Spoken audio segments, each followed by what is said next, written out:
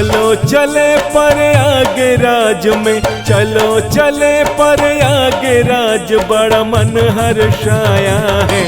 महाकुंभ मेला आया है, महाकुंभ मेला आया है। महाकुंभ मेला आया है, महाकुंभ मेला आया है।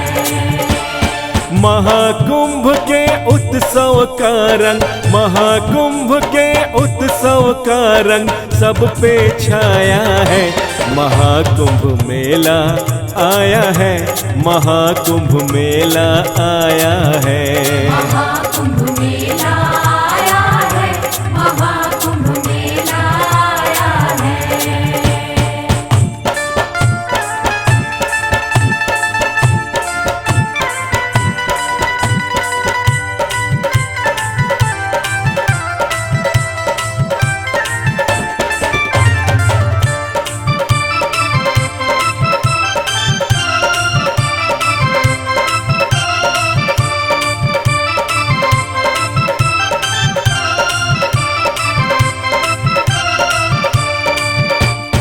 महाकुंभ मेले की देखो हो गई सब तैयारी जी। लाखों साधु संत वहाँ पर भीड़ लगेगी भारी जी। भीड़ लगेगी भारी जी। महाकुंभ मेले में देखो हो गई सब तैयारी जी। लाखों साधु संत वहाँ पर भीड़ लगेगी भारी जी। हम भी चलेंगे मिलकर गंगा, हम भी चलेंगे मिलकर गंगा, माँ ने बुलाया है। महाकुंभ मेला आया है, महाकुंभ मेला आया है। महाकुंभ मेला आया है, महाकुंभ मेला आया है।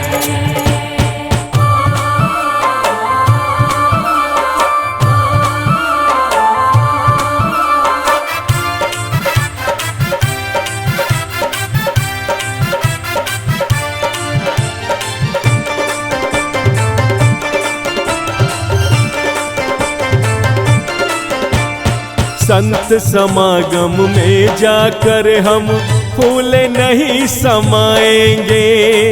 गंगा यमुना सरस्वती में जाके डुबकी लगाएंगे। जाके डुबकी लगाएंगे। संत समागम में जाकर हम फूले नहीं समाएंगे। गंगा यमुना सरस्वती में जाके डुबकी लगाएंगे। कुंभ का ये अजब नजारा, कुंभ का ये अजब नजारा मन को भाया है। महाकुंभ मेला आया है, महाकुंभ मेला आया है। महाकुंभ मेला आया है, महाकुंभ मेला आया है।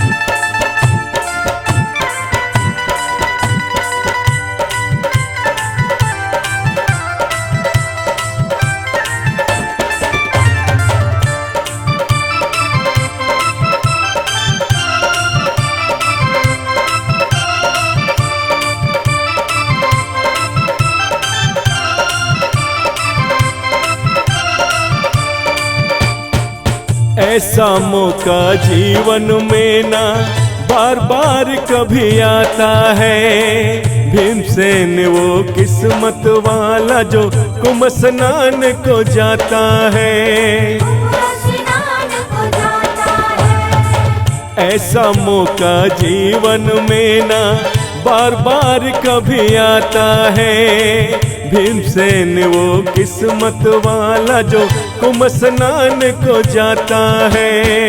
144 साल बाद ये, 144 साल बाद ये दिन दिखलाया है। महाकुंभ मेला आया है, महाकुंभ मेला आया है।